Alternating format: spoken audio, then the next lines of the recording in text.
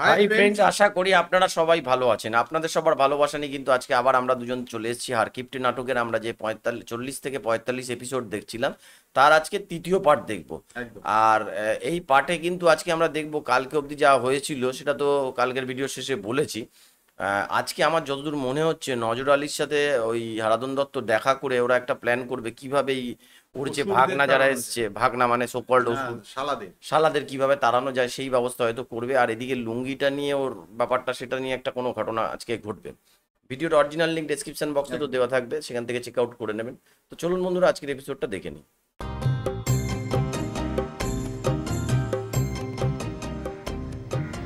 এ ফজল, এ বাপ, এই দেখেক না তো বাপ কোন দিক গেল। যেদিকে তো সেদিক যাক, দেহার কি আছে। আমি আব্বাকে এত করে বুঝে গেলাম বহরের কাছে ওর লুঙ্গিটা আইনে দাও, কিন্তু আমার কোনো কথাই শুনলো না। আচ্ছা শুনে, ওই জব্বর আলী বাড়ি যায় একটু দেখেক না, আবার যদি একটু ভেজাল টেজাল বাধা দেয়। বাদাই এই লুঙ্গি হারানোর জন্য আমার মিজাজ খুব গরম আছে। লুঙ্গি কেন হাতে না আসা পর্যন্ত আমার মিজাজ ঠান্ডা হবি নিয়ে আম্মা। আচ্ছা তোরা সকলেই কি এক একটা নজর আলী হয়ে গেছো, তাই না? বহর তোর লুঙ্গি নিচ্ছে সেই জন্য কি পাগল হয়ে যাওয়া লাগবি? তোরই তো ভাই, আর এখন লুঙ্গিই তো। কি কইলে তুমি হঠাৎ করে বহরের পাক করিতে চাও না? চুমকি আমার এত শখ করে লুঙ্গি কান দিয়েছিল, আমি ভালো করে দেখ পারে বললাম না লুঙ্গি কান। আর বহর এত বড় টান নেই করলো, তোমার চোখে বললো না তুমি আমার নজর আলী বানাই দিচ্ছাও। শুনো আব্বা, তুমি বহরে বুঝে ধমক দিয়ে আমার লুঙ্গিটা আনে দাও। তুমি যেহেনে আমার যাইবার করবে, সামনে যাইবার করলে আমি যাবো। এই তুই যে আমার চোখের সামনে থেকে, তোর কোনো কিছু করা লাগবে না। আরে তুগারে দিয়ে যদি আমার কোনো কামই হতো তাহলে কি আমার কপালের দুঃখ হয়?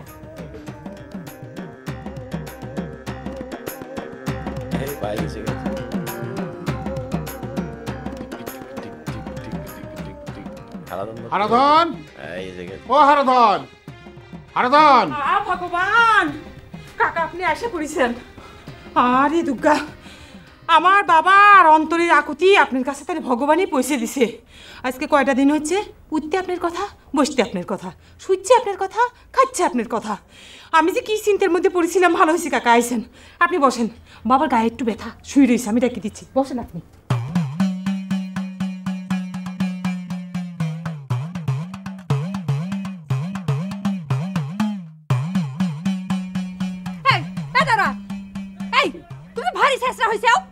মুখ সামাল করে কথা কইস কিন্তু চুমকি। এ শেষরা কিরা রে? শেষরা তুরা নামি রে? লজ্জা শরমের বালাই নাই? রাস্তার ভিতর জাক তাক ডাক দিয়ে ধরে নিয়ে শ্বশুর কয়া দাড়ি শেভ করার টাকা দিস? যাক তাক শ্বশুর কব কে? আমার শ্বশুর নজর আলী কি তালি তোমার কাছে যে সে মানুষ হয়ে গেল, তাহলে তো আমার শ্বশুরিক কথাটা কওয়া লাগে। এই এই সরি, আমি কি তোর সেই কথা কইছি নাকি রে? এই তুই আমার আব্বার দাড়ি শেভ করার জন্য টাকা দেবে কিসের জন্য? হ্যাঁ, নাকি আমার আব্বার ওই দাড়ি শেভ করার বদবেশটা করে দিচ্ছু? তোরা সগরে মিলে আমাদের ধ্বংস করার জন্য উঠে বসে প্ল্যান করতেছিস। এই ষড়যন্ত্রের কথা বাদ দাও। তুমি তোমার বড় ভাই লুঙ্গি খান কারে নিছাও কিসের জন্য সে কথা খান আগে কও। এই চুমকি, তুই সত্যি করে একটা কথা কত, তুই কি সত্যি সত্যি আমার বড় ভাইকে লুঙ্গি দিছু? মিথ্যা কথা কব কে? তোমার বড় ভাই সব সময় সিরা লুঙ্গি পরে আমার সামনে আসে, সেজন্যই তো আমি তাকে এখন লুঙ্গি উপহার দিছি। সিরা তুমি কারে নিছাও কিসের জন্য? ওরে বাইরে, এটা আমার বড় ভাই সিরা লুঙ্গি পরে ঘুরে বেড়ালি পরে তার নতুন লুঙ্গি কিনে দেওয়া লাগবে, তাই না? ক্যারে এই দেশের যে হাজার হাজার মানুষ সিরা লুঙ্গি পরে ঘুরে বেড়াচ্ছে, তাকে তুই চয়ে দিস না? ক্যারে কে? এই যে দেখ, আমি সিরা লুঙ্গি সেলাই করে পড়তেছি, পুরেন লুঙ্গি কই সিরা তো তোর কোনোদিন চয়ে পড়ে না রে। ও এই কথা তো, ওরে আমার বুকা দেওরা ভাইয়ের লুঙ্গি খান কায়রে না নিয়ে তুমি যদি আমার কাছে এসে ফাইন করে একখান ভাবি ডাক দিতে, তাহলে তুমিও তো একখান নতুন লুঙ্গি উপহার পাইয়ে যাইতে। ও বিয়ে ফালস কথা সবাই কয়া বেড়ায়, ভুলিয়ে ভালো আমার মুখের থেকে ভাবি ডাক শোনার ধান্দা করতেছো, তাই না রে? আমার কত বুকা ভাবার কোনো দরকার নাই, আমি মেলা চালাক। সত্যি করছি দেওরা, তুমি আমাকে ভাবি কয়ে একবার ডাক দাও, তোমাকে আমি ফাইন দেখে একখান লুঙ্গি কিনে দেবো। আল্লাহর কিরে করে করছি। এখানে তো কেউ দেখতেওছে না, শুনতেওছে না। ভাবি ডাকলে যদি একখান লুঙ্গি পাওয়া যায়। আচ্ছা ঠিক আছে, যা দিলেম, মনে কর একখান ভাবি ডাক দিলেম তোকে, কিন্তু শর্ত একখান, আমি যে লুঙ্গি কিনে নিছি সেখানে আর ফেরত দেবো না। তুই দরকার হলে পরে বড় ভাইকে একখান লুঙ্গি কিনে দিস, ঠিক আছে? ওরে দেওরা, তুমি এত চালাক, আমাকে তোমার বিশ্বাস হচ্ছে না যে তোমাকে নতুন লুঙ্গি কিনে দিব। ঠিক আছে, তোমার কথাই মেনে নিলাম, তাহলে দাও, ভাবি কয়ে ডাক দাও।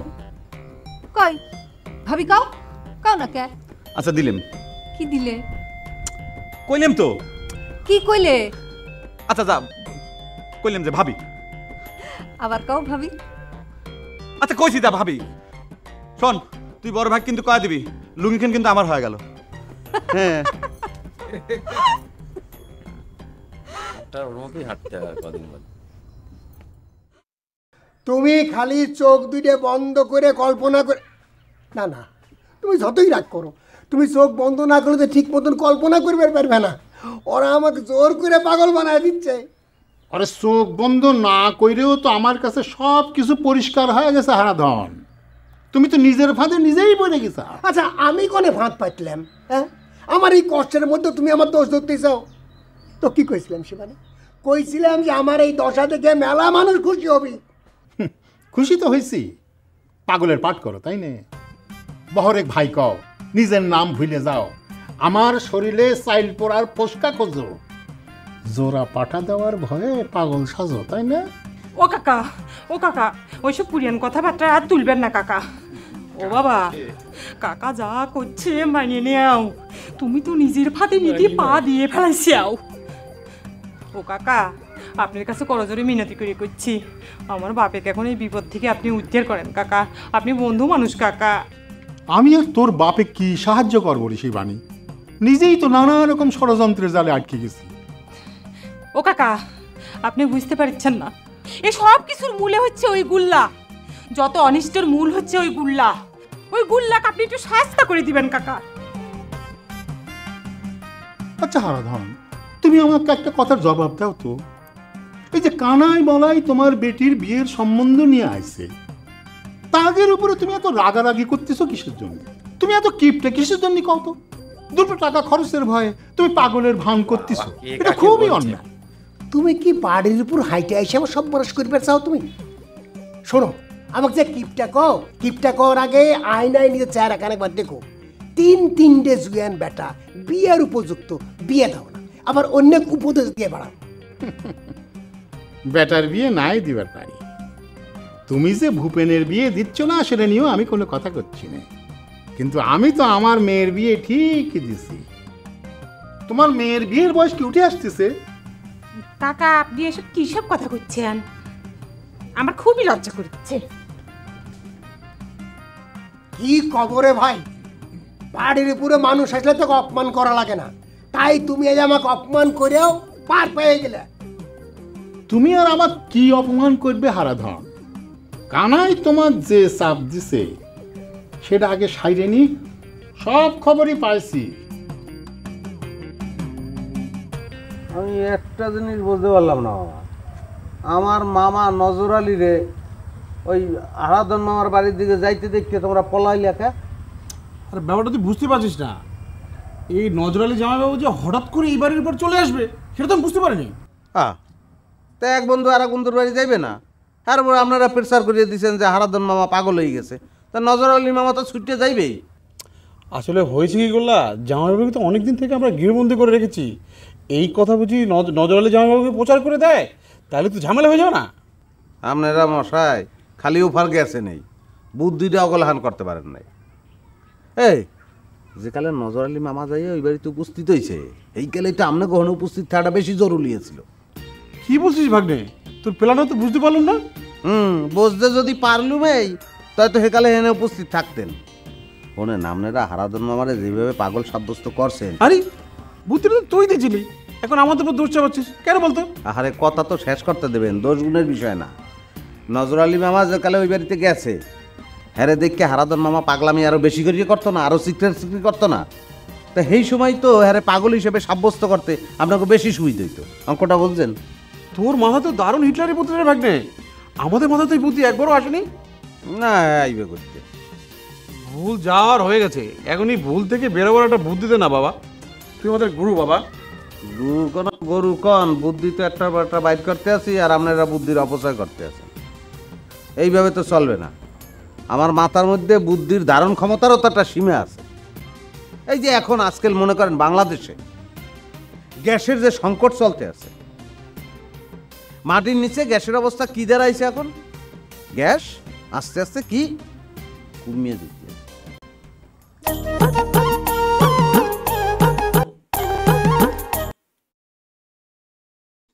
না আইবে করতে। ভুল যাওয়ার হয়ে গেছে, এখন এই ভুল থেকে বেরোবার একটা বুদ্ধি দে না বাবা, তুই আমাদের গুরু বাবা। গুরু কোন আর গরু কন, বুদ্ধি তো একটা একটা বাইট করতে আছি আর আপনারা বুদ্ধির অপচয় করতে আছেন।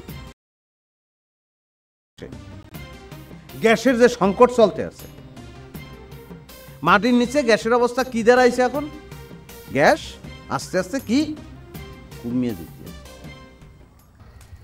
কতদিন পর বেরিয়েছে এই দুজন। গৃহবন্দীদের সাথে মুক্তি পেলাম। মুক্তি পেয়েছে। হাহ, বন্ধু ভাগ্যিস তুমি আমার বাড়ির উপর গেছিলে, নাহলে তো আমার ওই ঘরের মধ্যেই পয়সা মারা লাগতো। ঘরের মধ্যে থেকে তোমার কি এমন সর্বনাশ হয়েছে আমার তো বোধগম্য হচ্ছে না হারাধন। এমন না যে তোমার 2-4 টাকা খরচ হয়েছে, তুমি খামাখা হাপিত্তেশ করতেছ।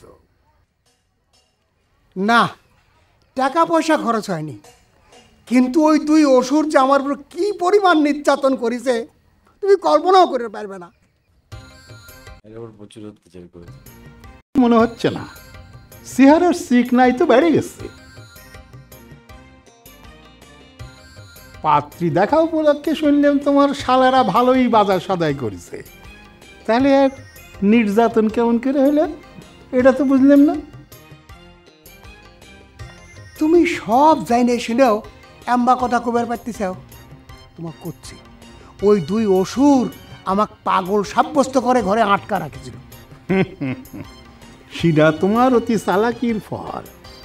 মানতের পাঠা দিয়ার ভয়ে তুমি পাগলের পাঠ করবে গেছিলে না, উপরওয়ালা ঠিকই তোমারে সায়স্তা করে দিছে। দেখলে তো নজর আলী, তুমি আমার ক্যাম্বা বন্ধু। মনের মধ্যে কি পরিমাণ প্রতিহিংসা থাকলে মানুষে এম্বা কথা কইবার পারে। ও উপরালা আমাকে সাহায্য করতেছে তাই না? তা তুমি যে ওই সিন্নি দিবার চেয়ে দেও না, উপরালা সেটা দেখে না?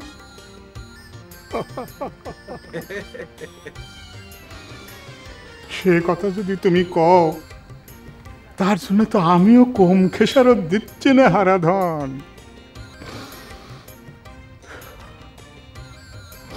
তুমি তো সুখী মানুষ রে ভাই, তোমার তো বউ নেই। আরে আমার বউ জব্বর আলীর সাথে বসে আমার বিরুদ্ধে যে কি ষড়যন্ত্র শুরু করেছে, সেটা যদি তুমি শোনো তখন বুঝবে আমার বিপদের কাছে তোমার বিপদ নস্যি।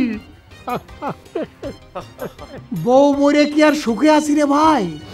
বউয়ের গোষ্ঠীর লোকজন তো বাইসে আছে, আবার একটা অসুখ।